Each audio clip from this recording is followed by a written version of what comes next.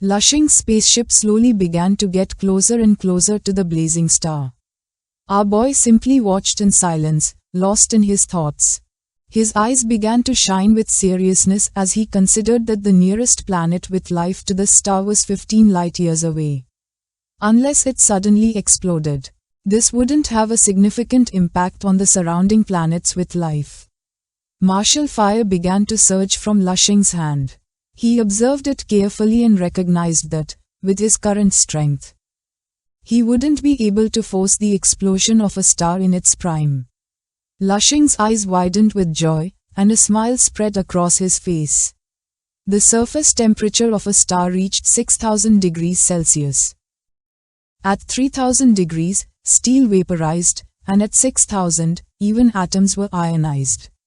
The powerful star was shining intensely, capable of blinding any beam that got close, but it didn't affect Lushing. Our boy grew curious, wondering if with his current strength he could withstand such a temperature. Watching his eyes, Lushing shook his head. He didn't know the answer, and it didn't matter. He would find out by trying, but first, he needed to improve his strength. Just then, his transmitter began to ring. He had a call. When Lushing answered, a purple-haired woman with elf ears became curious and asked him what his orders were. With a serene expression, Lushing informed her that he would be sending some coordinates.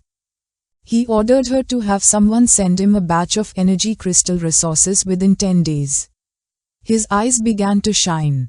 With a smile, she nodded and informed him that the president had asked her to inquire if the problem on his home planet had been resolved yet. In a calm tone, the woman began to gaze to the side and mentioned that, as Mr. Liu had instructed, invitations to the Interstellar Martial Arts Tournament had been sent out to the 12 surrounding star regions. The venue would be their region, Sub-Jupiter. And it would begin in 4 months.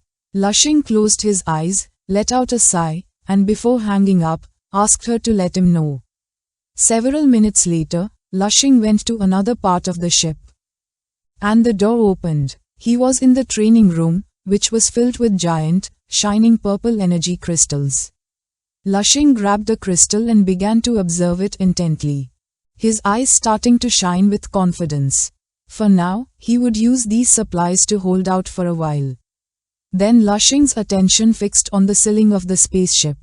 And in a serious tone, he ordered the ship's system to set up a simulation with a 50,000 gram environment.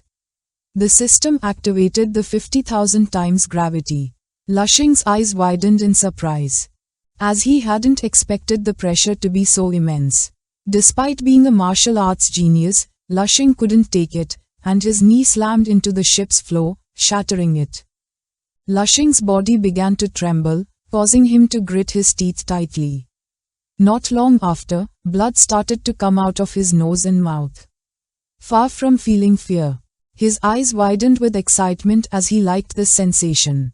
The gravity slowly caused the spaceship's window to begin to crack. Lushing began to get to his feet, realizing it was as if an entire planet was crushing him. Clenching his fists tightly, Lushing was filled with determination and stood up. He wasn't going to give up so easily. While bleeding from his mouth, eyes and nose, our boy began to concentrate all his martial energy. Not long after, the veins on his arm burst, and blood began to gush out. But far from giving up, Lushing couldn't help but smile. He didn't have time to progress step by step. Extraordinary times called for extraordinary measures. His eyes filled with determination, as he had to become stronger.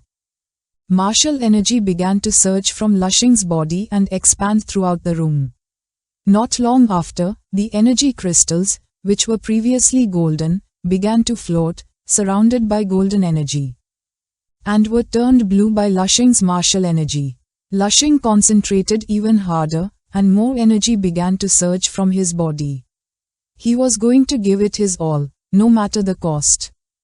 To become stronger, an excited smile spread across his face. For the first time in his life, Lushing devoted himself completely to his cultivation. At the same time, while Lushing was cultivating frantically, the invitations for the sub-Jupiter region's interstellar martial arts tournament crossed galaxy after galaxy at faster than light speeds. Somewhere else in space, a spaceship was traveling at full speed. Inside, a bearded man held a sealed envelope, lost in silent thought. This was how the invitations were delivered to the top experts of each region. Not far away was the MANHUA region, where there was a strangely shaped blue planet, a man with long hair, a beard, and horns was cultivating until an invitation arrived. The man stopped his cultivation and began to read it with a curious gaze. The man began to stroke his beard and felt some hat confused, wondering if the sub-Jupiter had just discovered an immortal-level genius and were already eager to show him off. With a furious expression, using his powers, the man burned the invitation. He stated that he wouldn't do as they wished and ordered the geniuses and experts of the MANHUA region that none of them were permitted to go. Hundreds of horned men knelt before him and nodded their heads. The man watched on in silence, lost in his thoughts. Meanwhile, in the Luoyun region, a woman wearing a helmet and knight's armor entered her father's room with a letter in hand. In a curious tone, she asked her father if he had seen the invitation to the sub-Jupiter region's interstellar martial arts tournament. Her father was a priest who carried a magic staff. He placed a hand on his chest and, with a smile, nodded, confirming he had seen it. The knight drove her sword into the ground, knelt before her father, and asked for his permission to participate. Her father began to ponder in silence, then turned to her, and with a serious gaze asked his daughter if she knew that there would be a genius with a great immortal-level constitution there. Clutching the pommel of her sword tightly, the daughter declared that was precisely why she must go. Facing someone with an immortal-level bloodline was a unique opportunity. An experience that might allow her to break the limit of the sacred mark and thus get one step closer to the great Lord God. The father used his powers, and a powerful golden energy emerged from his hand and entered his daughter's body. With this, he gave her permission to go, assuring her that immortality was not an unbreakable myth. He stated that the great sacred mark would guide her and that glory would be revealed in her. She remained silent, and then her eyes began to shine with determination, vowing that she would not let him down. In the Zir region, there was a one-eyed man smoking a cigar. He began to read the letter intently, his thoughts fixed on the words, immortal level. The man closed his eyes and left the letter on the table. To him, this region was truly blessed to have discovered a bloodline like this. However, he found it disrespectful that they were so eager to host an interstellar martial arts tournament for geniuses with just a level 9 immortal.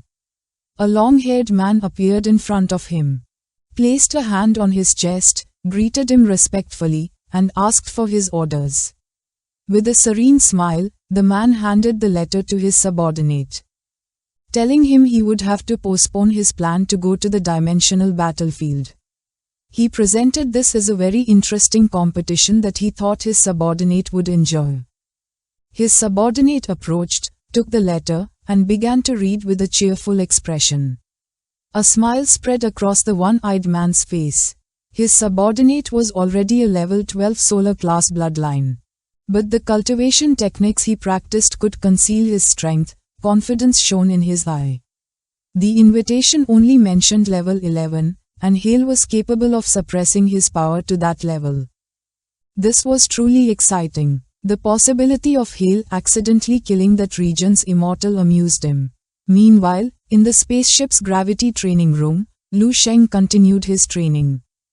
He had his eyes closed, and martial fire energy was coming from his body. Several seconds later, Lu Sheng opened his eyes, and his attention fixed on something, making him curious. With a serene gaze, Lu Sheng looked up at the ship's ceiling. Compared to 10 days ago, it seemed a few centimeters lower. The gravity had crushed it down. Lu Sheng began to observe his hand. He grew serious. His power had become incredibly solid, at least dozens of times denser. More than 30,000 immortal cells had already begun to sketch out the solar domain star map. and the process was nearing completion. Without wasting any more time, Lu Sheng focused and unleashed a powerful slash of energy. His attack shattered the blue energy crystals into pieces. The room was filled with energy crystal fragments scattered everywhere. Lu Sheng emerged from his ship. In front of him was the bright and blinding star. Our boy clenched his fists tightly and made it clear that it was this star's turn.